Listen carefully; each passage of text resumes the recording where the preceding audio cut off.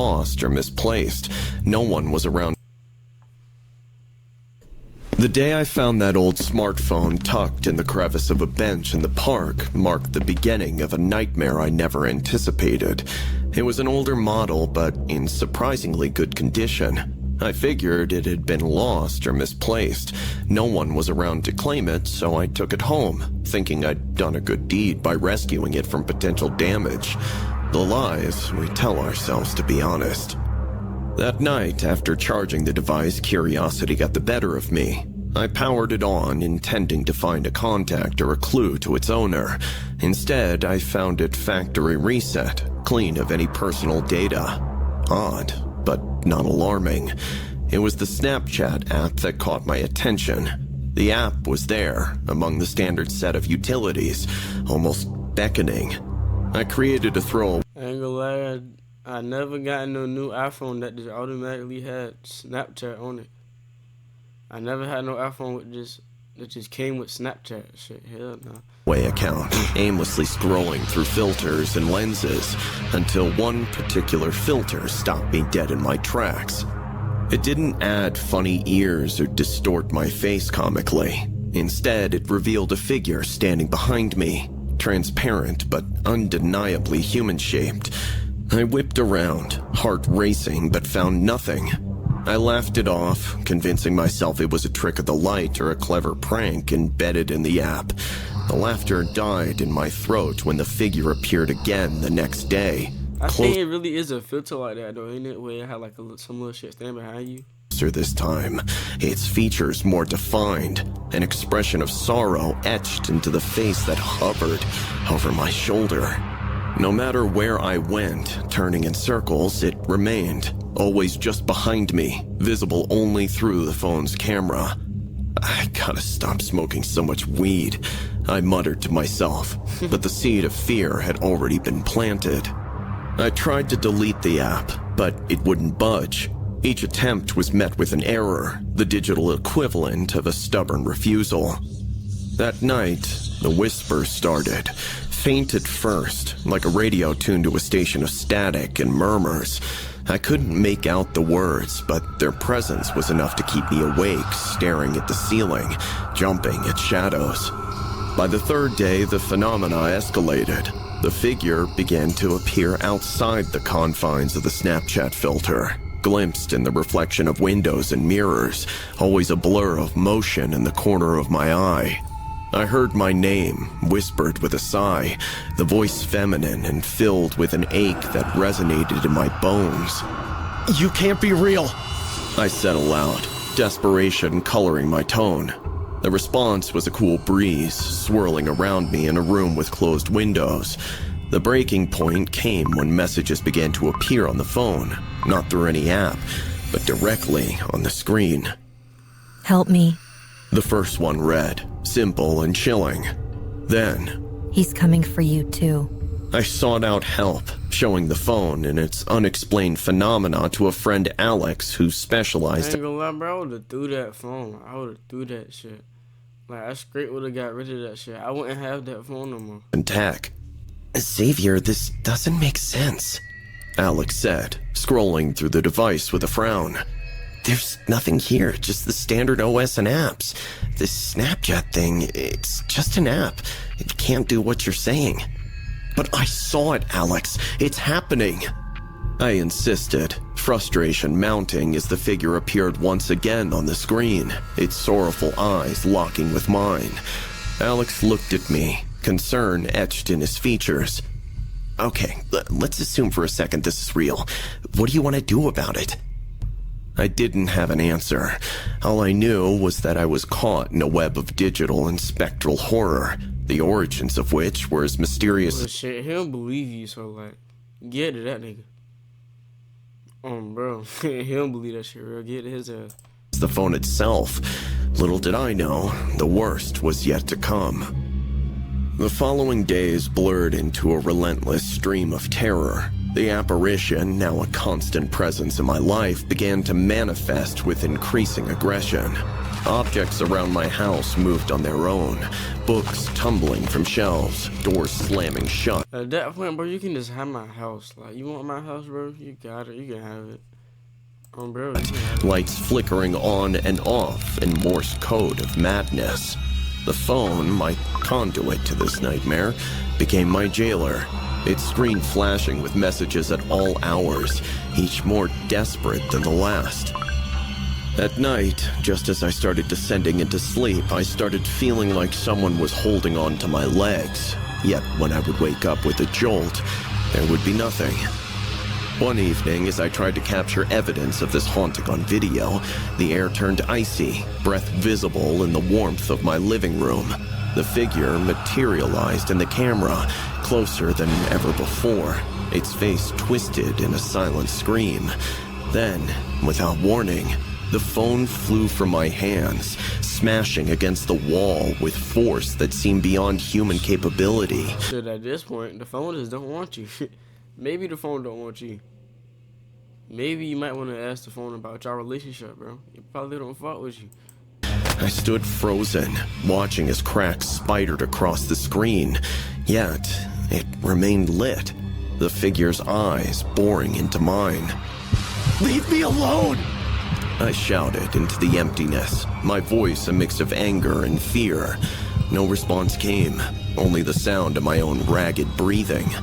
Sleep became an elusive dream, each night a battle against shadows. I confided in Alex again, his skepticism waning in the face of my deteriorating state. "Okay, let's tackle this head on," Alex said, determination replacing doubt. "We document everything. If it's a ghost, there has to be a reason it's attached to that phone, and to you." Armed with cameras and a myriad of electronic What you mean to me? Ain't nothing attached to me.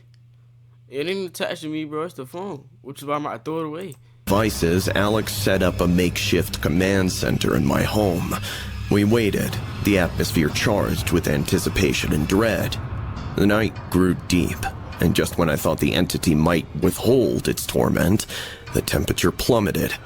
The cameras captured orbs of light darting across the room, and the phone, despite its shattered screen, lit up with a new message. Behind you. We turned, slowly, to face the empty space behind us, only to watch in horror as a dark figure materialized, its details clearer now in the dim light. A woman, her expression one of profound sorrow and fear, her mouth moving in silent pleas. "I didn't believe," Alex whispered, his voice tinged with awe and terror. The figure pointed to the phone, then to the door, a clear message. She wanted us to follow. We did, driven by a mix of fear and an overwhelming need to understand. The path led us through the park and off labyrinthian streets to an old, decrepit building, its history etched into the crumbling facade. Inside, the air was thick. The whole time the ghost just wants some. For real, it just probably been a long time for her. I mean, she did look a little dirty though, so I don't know about that. I probably would start running though, cause like, she looked very dirty. I'm not gonna lie, she looked dirty as shit. I'm not good doing that. With the weight of untold stories, the figure led us to a hidden room, its walls covered in old newspaper clippings about a woman who vanished without a trace years ago. A news article mentioned that her friend had received snaps from her moments before she lost contact, and in the clip was her smartphone, its model matching the one I'd found, only broken, like it had been in a terrible accident. The realization hit me like a physical blow. The phone was hers. Snapchat was probably the last thing she was using, and somehow her spirit was still stuck with that. Someone must have used. So why do I care? Why are you? Let's say like this. Say this is what she trying to tell us. Why is she trying to tell us this? Why do I care? You're too dirty for me, bro. I'm not going for you. You're dirty as shit. Go find a shower, get in it for like a week, and then come back. Use the phone, and when they realized that it was haunted, they probably left it in the park. As dawn broke, the apparition faded, her message delivered, but the haunting didn't end with her departure. The phone, now a relic of a tragic tale, continued to flicker with life, a reminder of the thin veil between our world and the next. In the end, Alex and I were left with more questions than answers. What happened to her? Could we ever find the truth? The digital haunting ceased, but the shadows remained, a chilling testament to the mystery that had briefly entwined our lives with the spectral.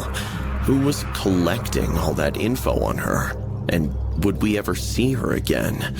A week later, I dropped off the phone at the site, only to find her same friend there, who was still on a quest to find her and collecting all information.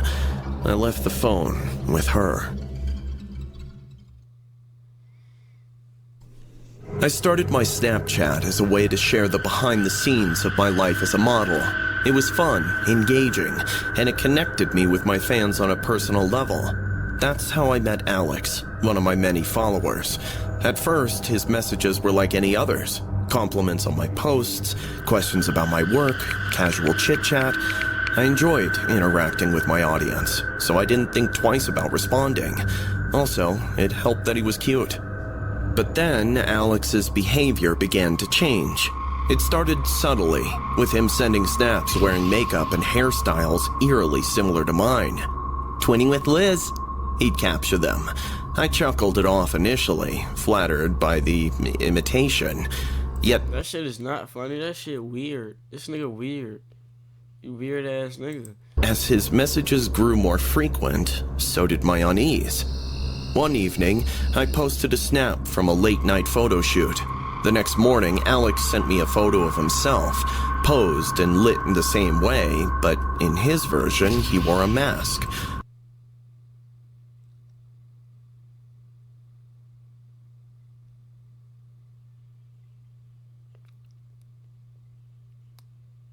Yo, this nigga is OD. This nigga OD weird.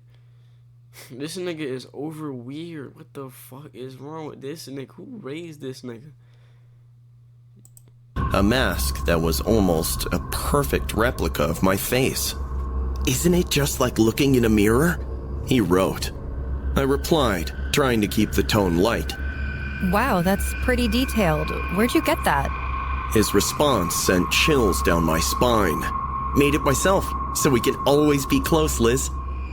That's when the alarm bell started ringing.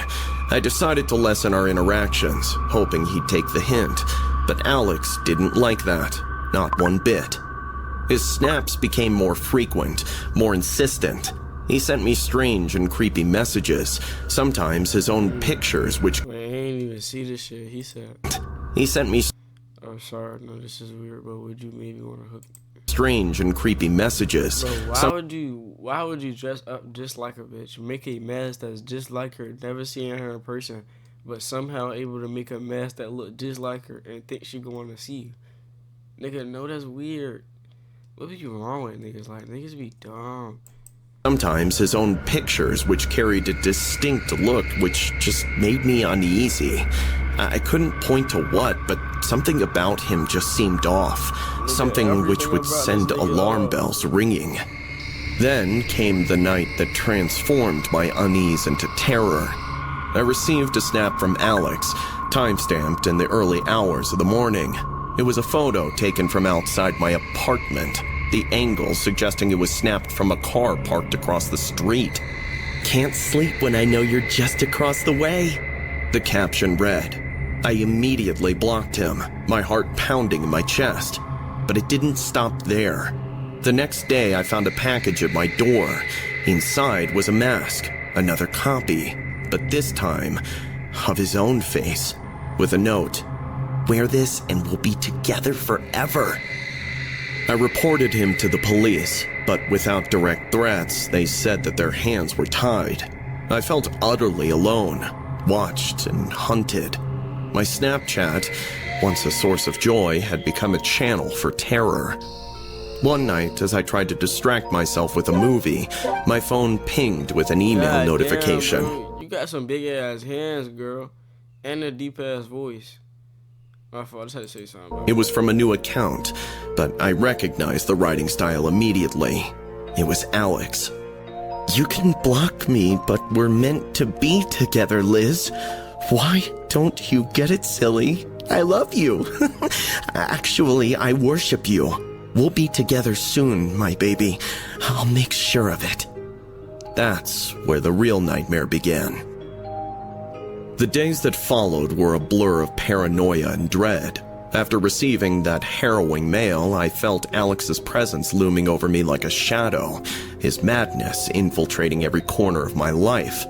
My apartment, once a sanctuary, now felt like a glass cage, every creak and whisper of the wind a potential harbinger of my undoing. I doubled down on security, installing additional locks and surveillance cameras. Yet the thought of Alex out there, watching, waiting, twisted my insides with fear. The police patrols provided little comfort. Alex was a specter, slipping through the night undetected. If I'd be out at a cafe for work or meeting, I would randomly find him sitting in a far corner. He didn't approach me, but he kept looking at me. Yo, what the fuck is wrong, bitch? Stab this nigga, like, do something. Like, don't just let this nigga follow you. He following you. This nigga stalking you. What the fuck? You gonna let a nigga stalk you? This nigga definitely not about to do nothing that you gonna like. Whatever come next is not finna be good. You gonna be lucky if you survive what's coming next, for real, for real.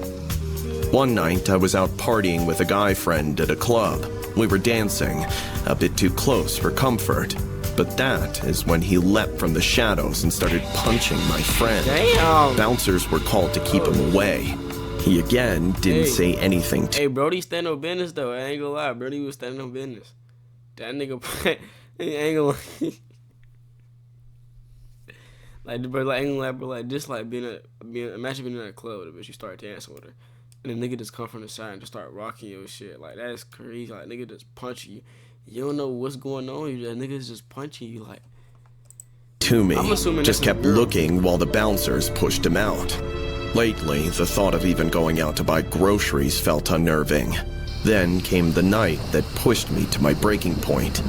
The air was thick with the threat of a storm, the kind of oppressive atmosphere that feels charged with electricity, mirroring the chaos churning within me.